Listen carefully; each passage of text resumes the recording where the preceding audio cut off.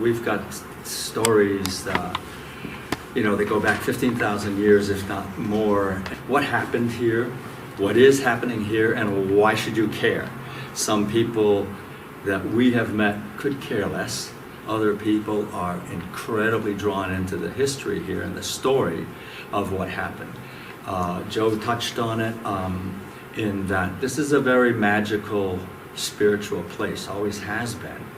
We're talking about the falls, but by extension, what we used to call, or we still call, Canada Hill, Wissatinawag, all the way out this way to Sachem's Head and beyond down to Mount Sugarloaf.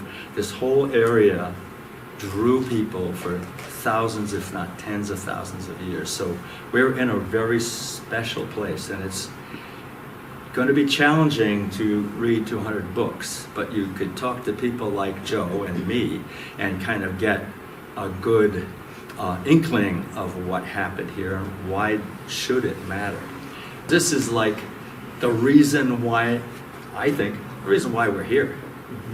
I mean, why I'm here, what drew my family to this area were the events that happened after this lake started disappearing. So, Joe, you want to take us back 15,000 years a minute?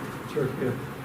Now, bear in mind, 20,000 years ago, we had over 5,000 feet of ice grinding its way down through, and it's not the first time that the glaciers have moved through this part of North America, grinding its way down through the valley and just scouring the landscape.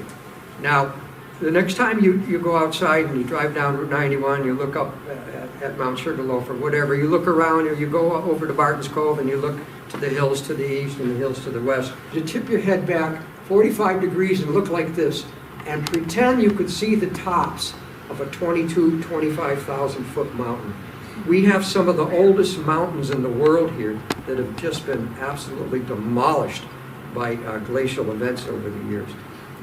To do a kind of a time-lapse thing. So Joe talked about Rocky Hill, Connecticut, where the natural dam had been formed. The glacier about 14,000, 15,000 years ago started melting. This whole area filled up with water. And then around 14,000 years ago, when the dam broke, all this drained out. So what occurred, what the archaeology that has been done, you're all familiar with Mount Sugarloaf at the head right here. There's a lot of archaeology when this was dry, lowland vegetation. They found the very first remnants of a hunting camp 13,500 years ago. So we basically scientifically place the first Paleo-Indians coming into the valley. Now, our Narragansett friends say, we've been here for 30,000 years.